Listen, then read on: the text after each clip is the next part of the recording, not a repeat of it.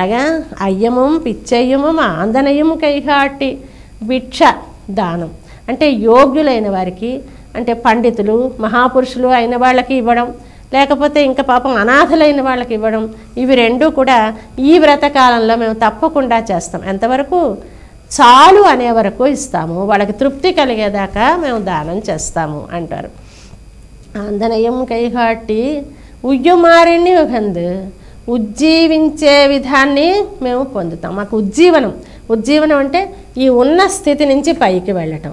ఇప్పుడు ఉన్నాము, ఏ స్థితిలో ఉన్నాము? భగవంతుడు కావాలి అనే స్థితిలో ఉన్నాం, కానీ భగవంతుని నిండుగా పొందే స్థితిని మేము పొందుతాం. ఇలాంటి అదృష్టం మాకు కలుగుతుందయ్యా అని ఇందులో ఏం చెప్తున్నారంటే, మనకి భగవంతునితో మనము చేరడానికి చేసేటటువంటి ఒక పనికి కూడా కొన్ని నియమాలు ఉంటాయా అంటే, నియమాలు లేనిది శరణాగతి. ఈ శరణాగతి అంటే భగవత్పాద సన్నిధిని మేము నీ వాళ్ళము సుమా అని మనం అంగీకరించడమే శరణాగతి. అందువల్ల వీళ్ళు చెప్తున్నవి నియమాలులాగా కనపడుతూ, నియమాలు కాదు ఇది మేము ఈ పరిస్థితిలో స్వామికి చెందిన వాళ్ళం అయినప్పుడు కొన్ని మంచి పనులు చేయాలి అనే భావన మాకు కలుగుతుంది. అందువల్ల భగవంతుడికి ఇష్టమైన ఆహార పదార్థాలను మేము తీసుకోము, భగవంతునికి కావాలనిపించే నెయ్యి పాలు అవి ఆయనకే ఉంచుతాను తప్ప మేము స్వీకరించము. భగవంతునికి దూరమైనప్పుడు మా శారీరకమైనటువంటి అలంకారాల మీదకి మాకు ధ్యాస పోనే పోదు. భగవంతునికి ప్రీతికరమైన పని ఏమిటది అంటే దానం చేయటం, ధర్మం చేయటం, ఇది భగవంతుడికి ఇష్టమైన పనులు. అంటే ఒక వ్యక్తికి మనం చెందిన వాళ్ళం అయినప్పుడు ఆయనకి ఏది ఇష్టమైతే, ఒక పార్టీ ఉందనుకోండి, ఆ పార్టీకి చెందిన లీడర్కి ఏది ఇష్టమో అందులో ఉన్న కార్యకర్తలందరూ కూడా అవే పనులు చేస్తారు.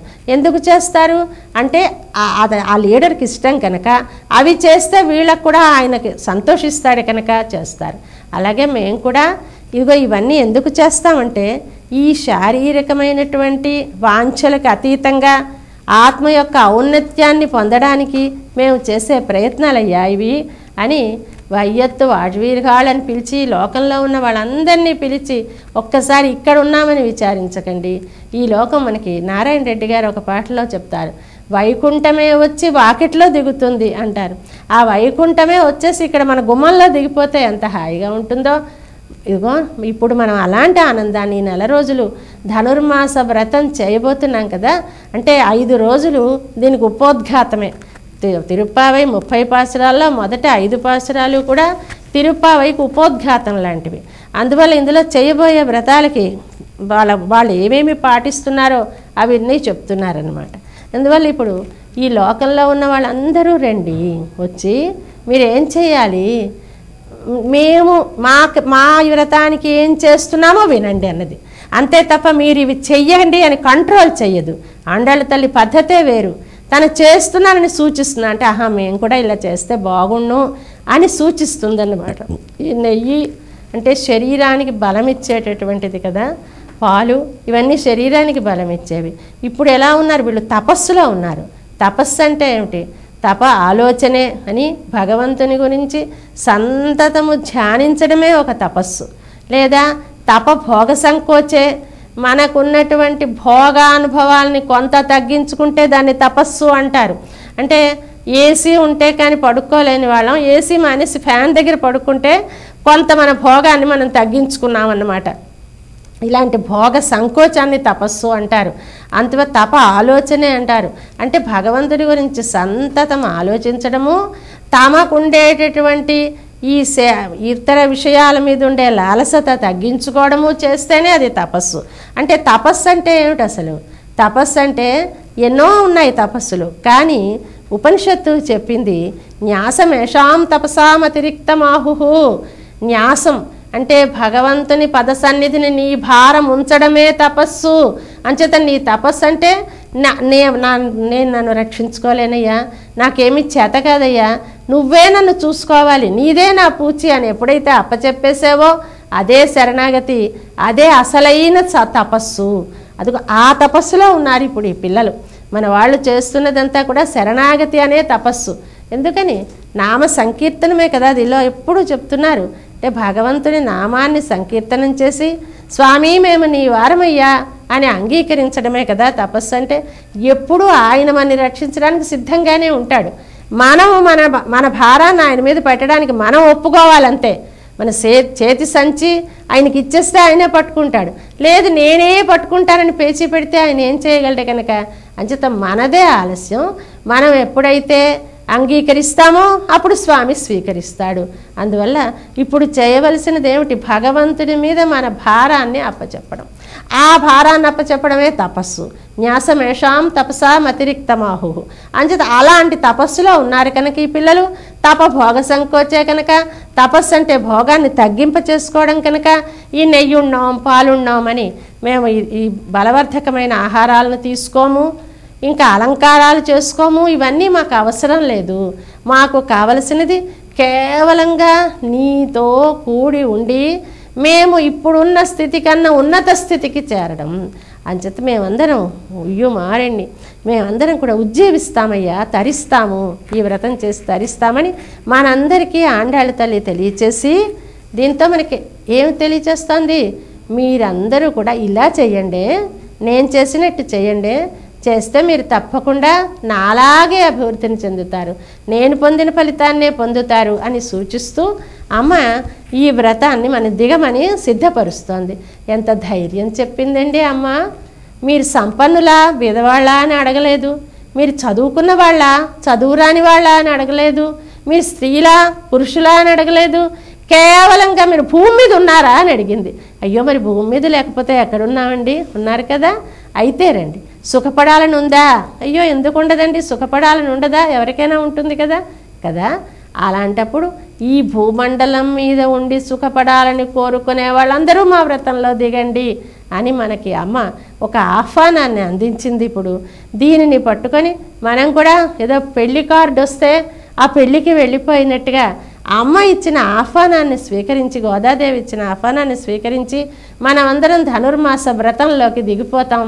దిగి అత్యున్నతమైన ఫలితాన్ని పొందుతాం. అదే ఆ తల్లి ఆకాంక్ష. దానినే మనం కూడా అనుసరిద్దాం. దీంతో ఈ వ్రతంలో కొన్ని నియమాలు తెలుసుకున్నాం.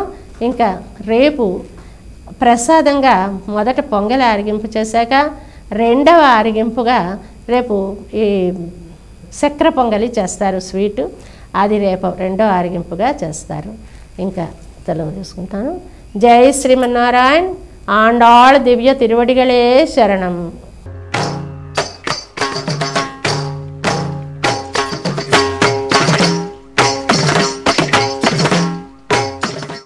வையத்து வாழ்வீர்கள் நாமும் நம் பாவைக்கு, வையத்து வாழ்வீர்கள் நாமும் நம் பாவைக்கு, வையத்து வாழ்வீர்கள் நாமும் நம் பாவைக்கு, வையத்து வாழ்வீர்கள் நாமும் நம் பாவைக்கு, செய்யும் கீர்த்திசைகள் கேளீரோ பார்க்கடலுள் பைய துயின்ற பரமனடி பாடி,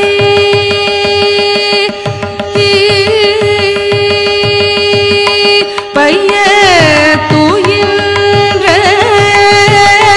பரமனடி பாடி, பைய துயின்ற பரமனடி பாடி, நெய்யுண்ணோம் பாலுண்ணோம், நெய்யுண்ணோம் பாலுண்ணோம், நாட்டாலே நீராடி மையிட்டெழுதோம்,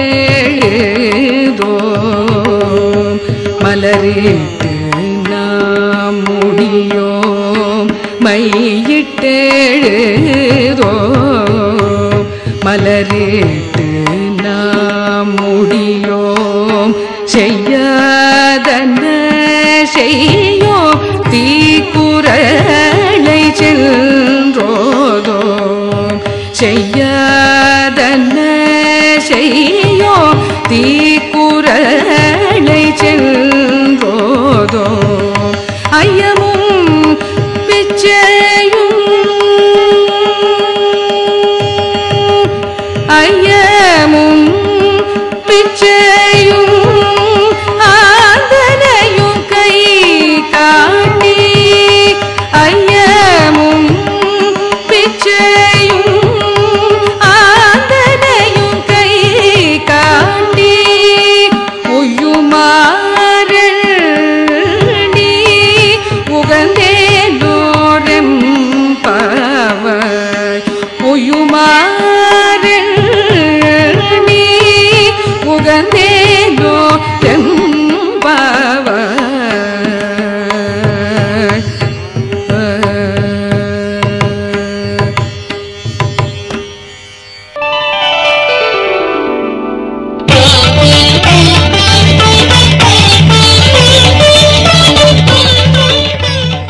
కలలో వటపత్రసాయి కనిపించి, ఈ మర్రి చెట్టు కింద ఉన్న పాముల పుట్టలోనే నివసిస్తున్నాను.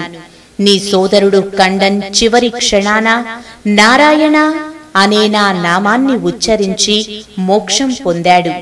ఈ అడవి అంతా ఒక పట్టణంగా మార్చి నాకు ఒక ఆలయాన్ని కట్టించు అని ఆ కలలోనే స్వామి ఆజ్ఞాపించాడు. మెలకువ వచ్చాక విల్లి సంతోషించి స్వామి ఇచ్చిన ఆజ్ఞని అలాగే జరిపించాడు. అలా విల్లి అనే ఆటవికరాజు ఏర్పరిచిన ఊరు కావటం వల్ల, అంతేకాకుండా అక్కడి మర్రి చెట్టు కింద ఉన్న పుట్ట తవ్వి నిర్మించిన ఊరు కావటం వల్ల అది విల్లి పుత్తూరయ్యింది. తమిళంలో పుత్తూ అంటే పుట్ట. అనంతర కాలం గోదాదేవి జన్మించిన ఊరు కాబట్టి కాలాంతరాన అది శ్రీ విల్లి పుత్తూరు అని పిలువబడింది. వరాహస్వామి భూదేవికి వేదసారాన్ని ఉపదేశించారు. ఆ జ్ఞానమంతా భూలోకాన వ్యాపింపజేయాలని భూదేవి భావించింది.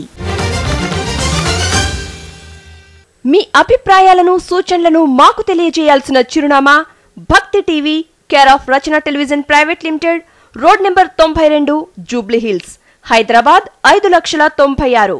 మా ఇమెయిల్ ఐడి bhaktihyd@gmail.com. మా వెబ్సైట్ www.bhaktitv.org.